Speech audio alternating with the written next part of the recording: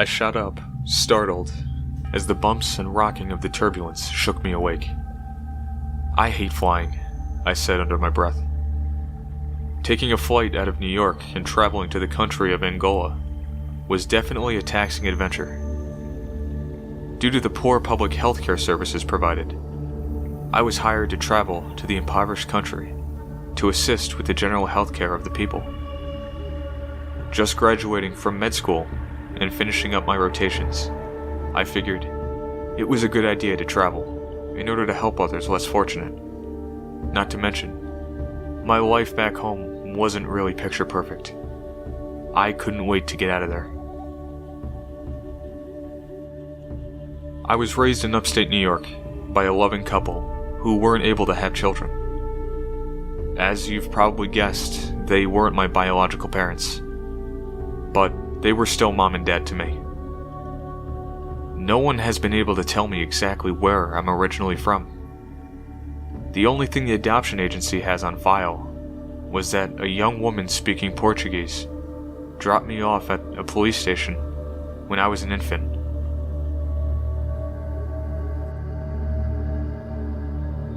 During my senior year in high school, Mom and Dad were on their way home from a party when they were hit by an oncoming truck. The driver had fallen asleep at the wheel. They were pronounced dead at the scene. I was home waiting in the living room when the police car pulled into the driveway. I was taken into the foster care system for the last few months before college. My entire world was destroyed. When it came time for college, I chose to go out of state. Those years were probably the best years of my life. People just seemed so much more accepting of who I was as a person. Life really seemed like it was turning in a positive direction for me. Little did I know, this positivity would take a terrifyingly sharp turn for the worse.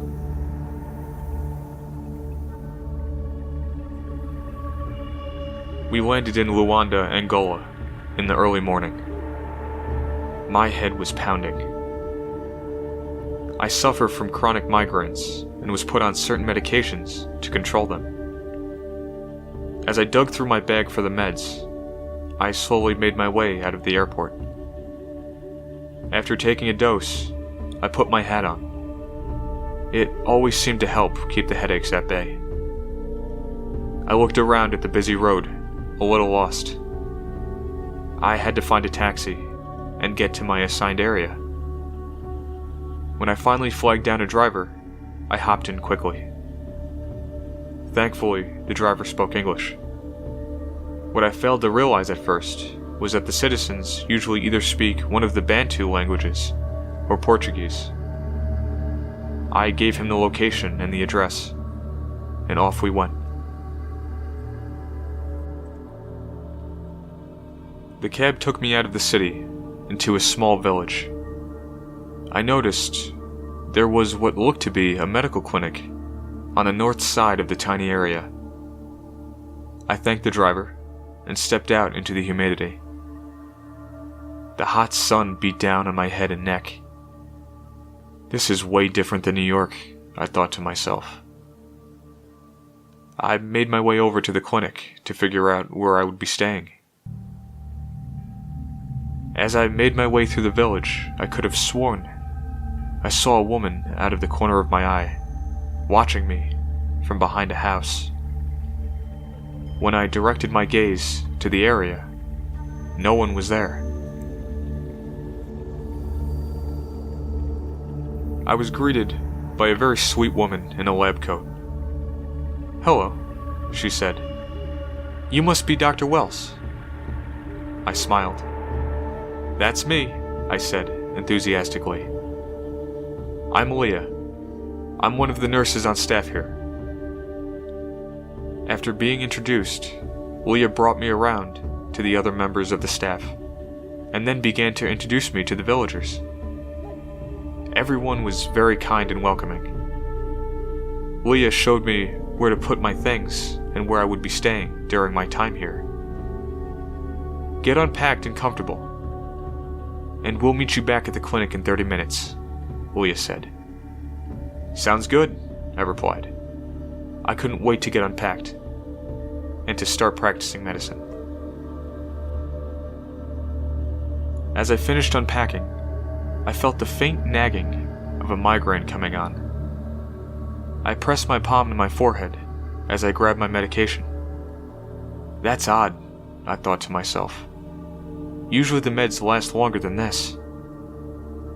I took another dose and placed the bottle on the table by the bed. I heard a strange shuffling sound behind me, and I spun around quickly.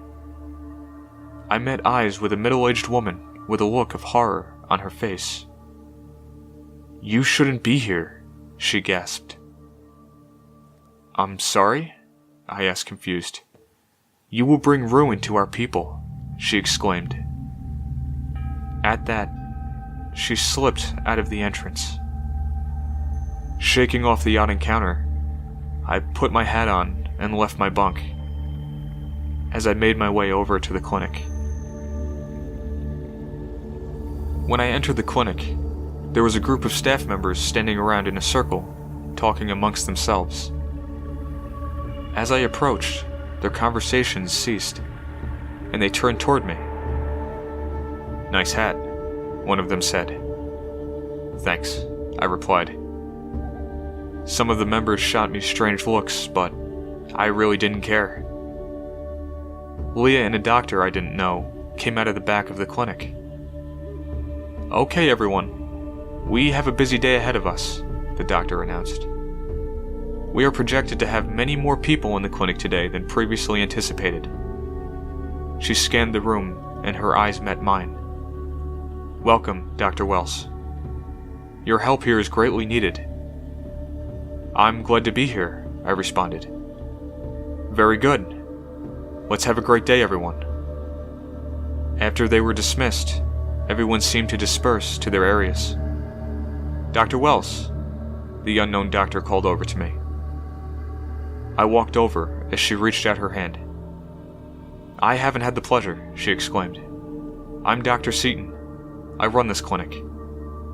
I shook her hand and noticed a look of angst on her face. Is everything okay? I asked. Yes, of course, she answered quickly. Just a very stressful time, that's all. What would you like me to do? I asked. Dr. Seaton looked around. You'll be working with Leah today, she said. If you need anything, please let me know. I nodded and thanked her. Over here, Dr. Wells, I heard Leah call behind me. I turned and made my way over to my assigned area for the day. I was eager to get started. The course of the day was going by well. I was able to meet and help so many people. And Leah was an amazing nurse. But as time went by, I noticed my headaches were getting worse, little by little, especially when Leah was around. I tried shaking it off and working through the discomfort, but there were times when the pain was becoming almost unbearable. I noticed my vision was becoming hazy, and I became lightheaded. That's when I collapsed on the floor. Dr. Wells, I heard Leah yell out. She called over to Dr. Seaton for help. What happened? Dr. Seaton asked. He just fell over, Leah answered. Dr. Wells, can you hear me? I could hear Dr. Seaton ask, but I couldn't respond. Leah, get his hat off. We need to assess him. As she pulled off the hat, all I heard were gasps from the staff and patients. Oh my. And before I could hear her mutter another word, I felt my body jerk in the most unnatural way, as if it was being controlled by something else.